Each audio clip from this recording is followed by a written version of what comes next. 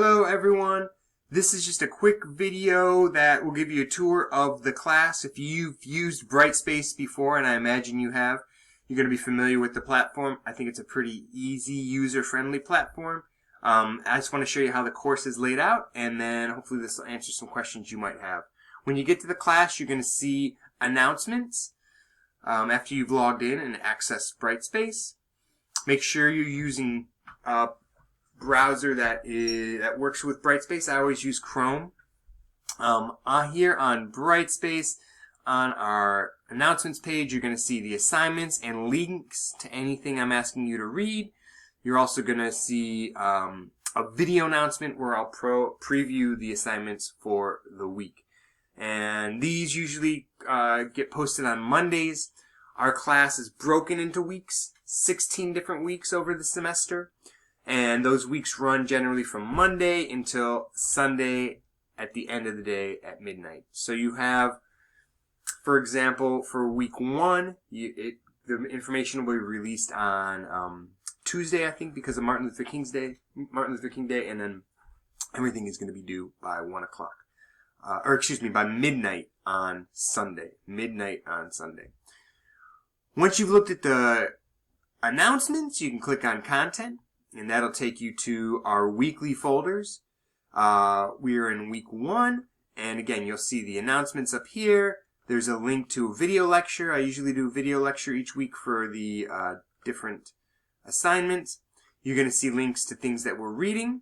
The Interlopers, for example, for week 1, or Why Literature by Mario Vargas Llosa. There he is right there.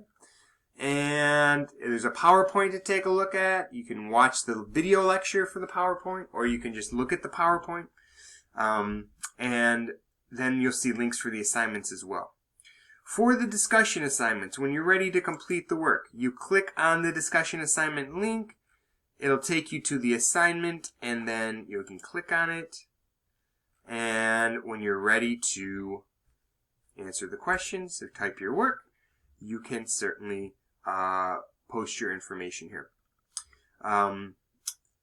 Once you're done with your work, you need to make sure that you post it.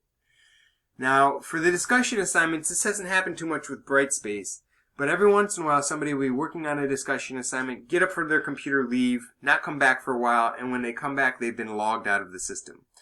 I always suggest for discussion assignments, and really any written assignment, that you complete it in another program, not on brightspace, but on Google Docs or Word or Pages or whatever word processing program you use.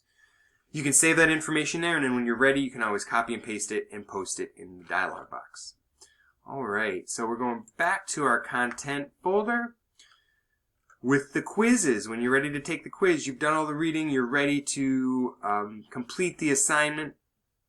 You're going to click on the quiz, and it should take you to the assignment to complete. The quizzes are set up in a way where you cannot leave it and come back to it. You have about 3 hours to finish the quiz, although generally they will never take that long. And again, make sure you're in a place with good Wi-Fi. You don't want to lose your information. If anything pops up with one of the quizzes and your assignment was not submitted correctly, if it happens earlier in the week, I can help you. I can reset the quiz and you can retake it.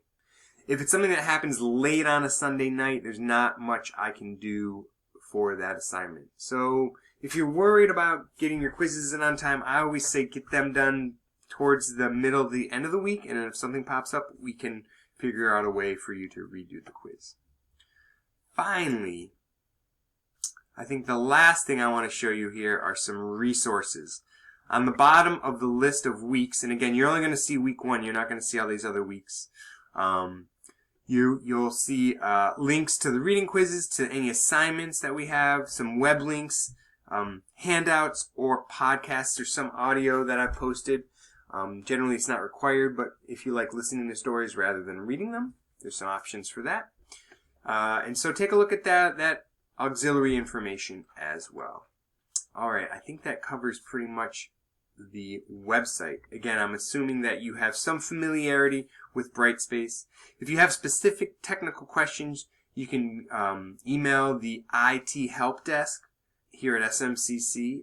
There's links to that in the syllabus information and course information. And if you have any questions or concerns over the week, you can always email me. Alright, enjoy the class. I look forward to working with you this semester, and I hope this introductory video helped.